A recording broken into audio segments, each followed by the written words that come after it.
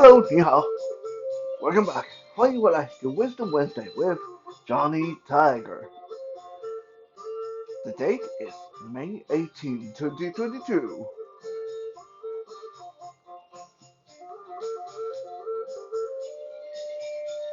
So today I want to tell you guys about a little slang, something that you may hear Chinese people say a lot. Well, I hope you don't hear them say a lot because if you do, then either your friends are having problem or you are having problem. Uh, the phrase it's 放鸽子. Uh, what is 放鸽子? Well, direct translation is flown the pigeon. 放, F-O-N-G means to let go, let fly, let it free. 鸽子, G-E-G-E, G-E-G-E, but not pronounced Gigi. 鸽子, 呃，鸽子 means pigeon. So what is 放鸽子? Some of you that have a bit of background in Mandarin, you know what this means. But have you ever thought about why does 放鸽子 means what it means? But that's getting ahead of ourselves. Let me tell you a rather tragic, sad, kind of sweet story, a true story from my more innocent teenage years.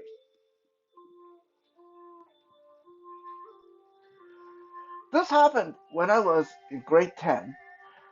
There was this girl who was a couple years older. She was grade 12, and she mentored me uh, a few times, like for homework and during study period and stuff like that. We were friends, and we happened to actually live in the same apartment building, so we saw each other a lot, both in school and out of school. Uh, Now, I want to clarify that I did not have a crush on her. We were not in any kind of like girlfriend boyfriend relationship. But we were friends. We were the kind of friends that you just see each other very often, and you live in the same apartment building. So uh, you have that kind of a familiar feeling toward each other. I saw her a little bit like a bit like a sister, you can say. But anyway, this one day I said to her, I'm not going to give her name here. I said to her, I said, hey, you want to go have grab lunch together today? I'll treat you to lunch. And she said, sure, okay. I said, okay, where do you want to meet? And she said, meet me back at the school. And if you get there before I do, just wait for me. I remember that day. It was like late October here in British Columbia. Late October means rain, really cold, rain. So lunch period came. I rushed out the back door and went to wait there with an umbrella just to make sure that she wasn't going to get very drenched, uh, because we would have to walk to wherever we decide to go for lunch. So I went out there with an umbrella. I stood there 5 minutes. 5 minutes later, nothing. 10 minutes later, nothing. Back then, we didn't have a cell phone, iPhone, or any way to really like get in touch with a person. Like if you're waiting for someone, you pretty much either wait or you don't wait. There's no way to get in touch, unless you want to go find a payphone and then call. Maybe you think they're at home, you can call their house. But I knew she wasn't supposed to be at home because we went to school together that morning. I knew she was in school. So I waited 10 minutes, 15 minutes, 20 minutes, 30 minutes. Most people, most reasonable, smart people by this time would have said, okay, the hell with this, she's not coming, I'm going to go for lunch. But I didn't. This is the way I was as a teenager, I was very stubborn, very person of my word, very dedicated, very one track minded. Even when I have waited, I knew there was only 5 minutes left, uh, and lunch period was going to be over. I totally missed lunch, just stood there in the rain waiting the whole hour. I was hungry, I was cold, I was starting to get kind of pissed off, but I still didn't go away until the bell rang and I was late for class and I went inside. Why did I wait like that? Because I didn't want her to uh, show up after I left and she would have gotten soaked for no good reason. Uh, yeah, I know. Like I said, more innocent, more chivalrous teenage years. Hmm, silly me. Imagine how annoyed I was later when I found that she actually skipped class and went home and was getting it on with her boyfriend while I was getting wet in the rain, waiting for her to show up. But yeah, like I said, tragic, sad story. But that's me getting 放鸽子. That's me getting uh, my pigeon flown, so to speak. So 放鸽子 basically means someone stood you up. so, someone who was supposed to meet you, or supposed to do something for you, and just left you stranded. That is called 放鸽子. Right? Do not do that. Don't 放 people 鸽子. Okay? Not nice. Not nice. Uh, when you hear people say, "Why did you 放 me 鸽子?" Why did you 放 me 鸽子? It means why did you stand me up? Why did I get stood up? Why didn't you show up? Why didn't you uh do as you said? Why did you renege on your promise? The 放鸽子 is definitely not nice thing to do to people. 放鸽子, flown the pigeon, means to stand someone up. 被放鸽子, if you add a 被 in front, 被放鸽子 means someone did it to you. 我被放鸽子了. I got stood up. So why flown the pigeon? This is something that a lot of people, even Taiwanese people, Chinese people, from my own culture, my generation, probably wouldn't know the answer. Why is standing someone up called 放鸽子? Why is being stood up called 被放鸽子? What does that have to do with the pigeon? Well, I'm going to tell you. Because it is quite interesting. It actually has three versions how this came about. The first version says that the slang 放鸽子 came from Beijing, China. In the last 30, 40 years, uh, raising pigeons for carrier pigeon and homing pigeon became a really big thing in Beijing. People in Beijing, that one of the biggest pastime for the last 40, 30, 40 years. It, people like to raise pigeons more than they raise cats or dogs. And they didn't just keep them in the cage, obviously. That would like take away most of the fun. Most people in Beijing, they would train their pigeon to come home, and they would have little competition to see who raised the best looking pigeon, whose pigeon fly highest, whose pigeon fly the furthest, and whose pigeon come home first. So basically, you take a group of your friends, take your pigeon to agreed upon remote location, and let it go, and then each one of you go home and see who got their pigeon back first, and that pigeon is like the champion homing pigeon. This is very very popular, but there's a lot of risk involved. I raised pigeon before when I was little, and my cousin, I have a cousin in Taiwan right now who owns a lot of land, a lot of chicken coops, and he has a couple of pigeon coops that he raises, uh, courier pigeon and homing pigeon, for people who are still into this activity, who want to buy pigeons for competitions and stuff like that. And yes, sad to say, also for meat, because pigeons are, well, some people like to eat them. I had them before. I didn't really care for them.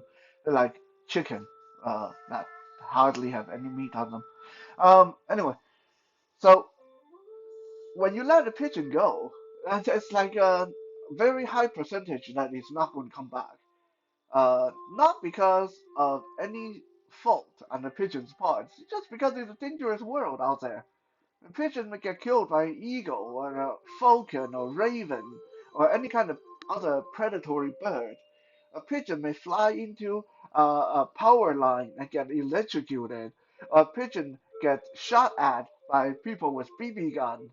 Uh, and sometimes these pigeons they are not perfect. So sometimes the pigeon they go to the wrong house. Now, if the house the pigeon goes to belong to a civilized person, then that civilized person is supposed to take the pigeon and let it out the window, and the pigeon will realize, whoops, wrong house, and then get back and go on his way, get home.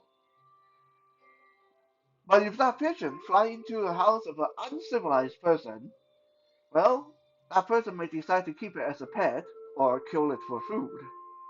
So when you let a pigeon out, there's a great chance that you just throw away uh, years of training and money that you invest in that pigeon.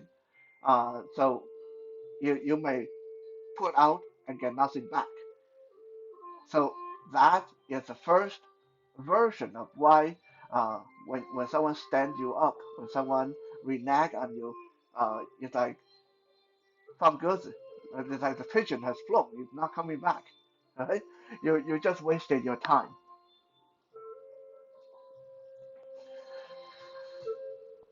The second version also linked to Beijing, China, and this is related to the lottery system that they had in Beijing, China, back in the 40s and 50s.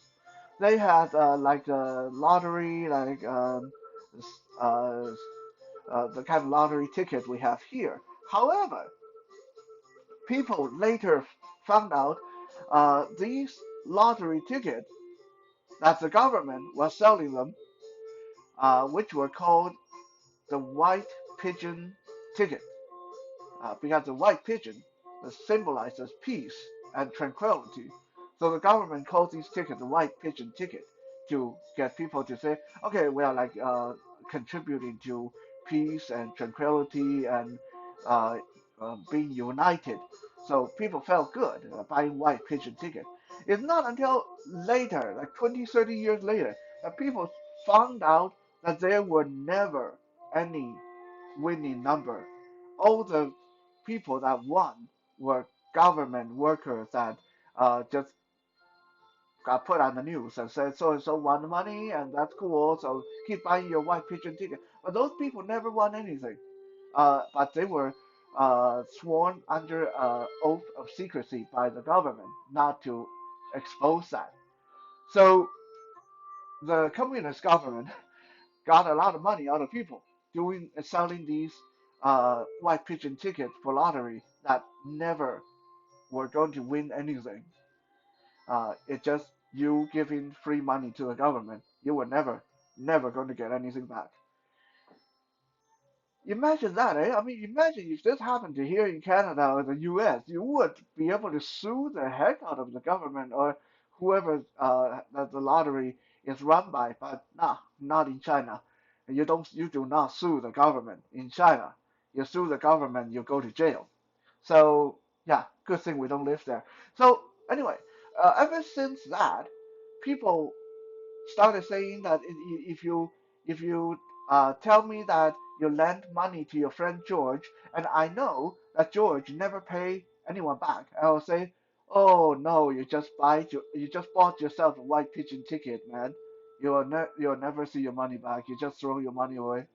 So this is the second version of why a pigeon got associated with someone wasting their money, wasting their time, getting stood up, getting reneged on.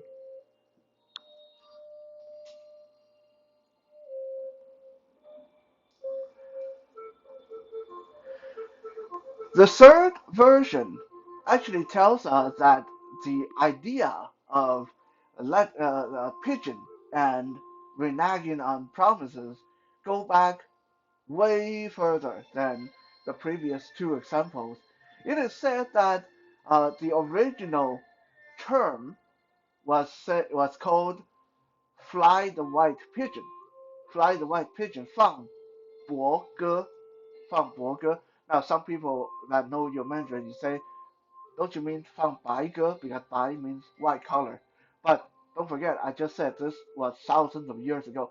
Thousands of years ago, in old ancient Chinese, the word for white was pronounced 薄, B-W-O, rather than 白, B-A-I. Okay, so it used to be said 放伯歌 was uh, the current version of 放鸽子. And how this came about, uh, the the myth, the story, the folklore was that there was a guy who was down and out and totally broke, and he didn't have any skill to survive. He didn't know how to make money, and so his wife, whose name was Borger, uh, White Pigeon, his wife said, "Here's an idea, okay? I'm still young and pretty. Why don't we do this? You go find a rich family that looking to buy a second wife, or because back then that was totally okay. You know, back then rich family, rich people could buy like third, fourth, fifth, 20th wives as long as you can afford it, whatever.